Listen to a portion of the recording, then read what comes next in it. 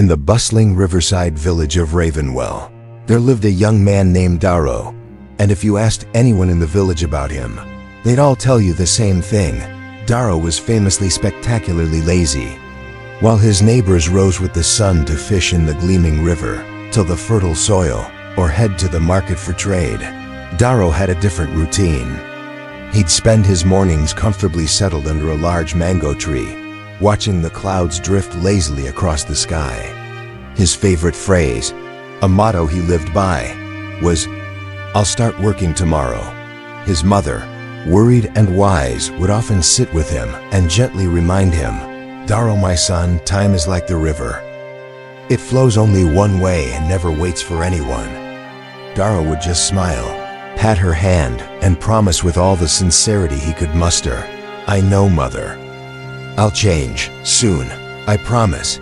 But soon was always a day away. Days melted into weeks, and weeks stretched into months. The seasons changed, but Daro's habits did not.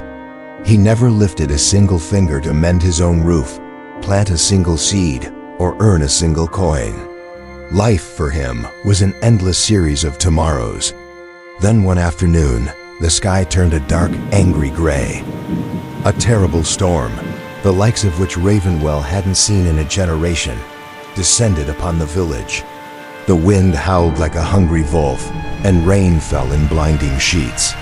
The river, usually so calm and life-giving, swelled into a raging monster. It burst its banks, swallowing fields whole and damaging several homes, leaving a trail of destruction in its wake. Once the storm passed, the villagers, though shaken, immediately came together. A spirit of community and resilience filled the air. They gathered to assess the damage, clear debris, and begin the long, arduous process of rebuilding their lives. And where was Daro? He stood at a distance, a solitary figure watching the flurry of activity, his hands tucked in his pockets. He felt no urge to join in, no sense of duty. The effort just seemed like too much. An old carpenter, his face etched with a lifetime of hard work, noticed Daro's idleness. He paused, wiped sweat from his brow, and called out, his voice firm, "You'll regret this, boy. Mark my words." But Daro just shrugged, a picture of indifference, and ambled back to his favorite spot under the mango tree. As the village began to rebuild, something remarkable and unexpected happened. The disaster, in a strange way, became a catalyst for prosperity. The repair work created jobs and brought income to many families. Farmers, having lost their old crops, experimented with new, more profitable ones. New businesses sprang up to meet the demands of the rebuilding effort. Hard work didn't just repair the damage, it created fresh opportunities. The entire village buzzed with a newfound energy, and almost everyone started earning more than they had before the storm. Everyone, that is, except Daro. One day, as Daro was lounging in his usual spot, a jarring reality began to set in. He watched the village children laughing as they ate fresh, juicy fruits he couldn't afford. He saw his neighbors walking proudly with shiny new tools on their shoulders.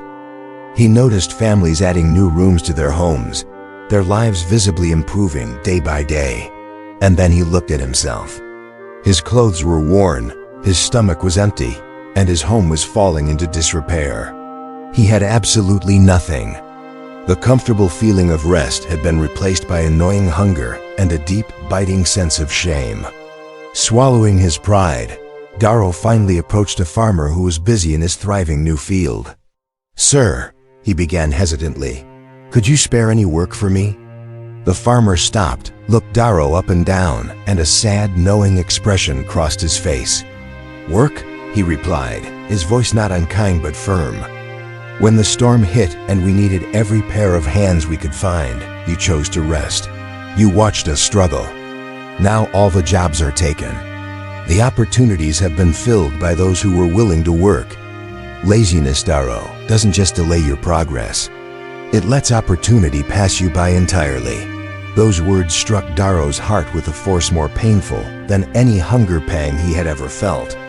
The truth of it was undeniable. He hadn't just lost time, he had lost his chance. He had been so focused on avoiding work that he had completely missed the wave of opportunity that had lifted everyone else up.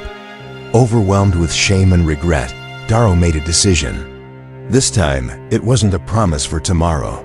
It was a commitment for right now. For the very first time in his adult life, he set an intention and woke before the sunrise.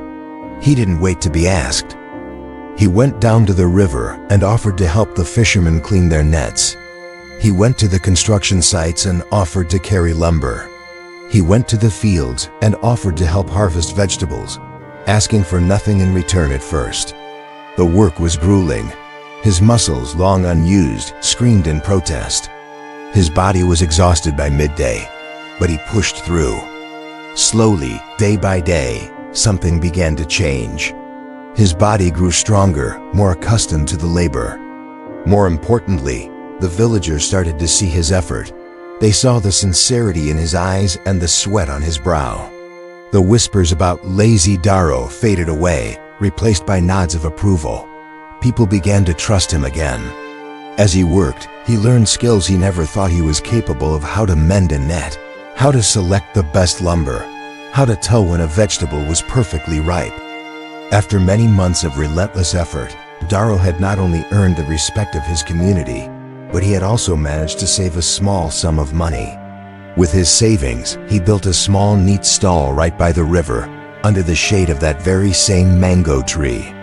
He started selling fresh, cool fruit juices to travelers and villagers. His business thrived because he put the same hard work into it that he had learned to apply to everything else. One warm evening, as the sun was setting, Daro was closing his stall when he noticed a young boy resting lazily under the mango tree, watching the world go by with a familiar, dreamy look. Daro smiled, poured a cup of his finest juice, and walked over to the boy, handing it to him. The boy looked up, surprised. Daro sat down for a moment and said, with a voice full of wisdom earned the hard way, "I once spent all my days right here, just like you. And I learned a hard lesson. I lost more to my own laziness than that terrible storm ever took from me. If you want a better life, don't wait for tomorrow to start building it. Tomorrow doesn't reward those who sleep through today." From that day forward, the story of Daro the hard worker became a new legend in Ravenwell. It served as a constant reminder to everyone, young and old, that while laziness might feel comfortable for a moment, it is a silent thief that steals your opportunities and your future. It is effort, discipline, and the courage to start today that truly build a life worth having. Thank you for watching. If this story moved you, don't forget to like, share, and subscribe for more.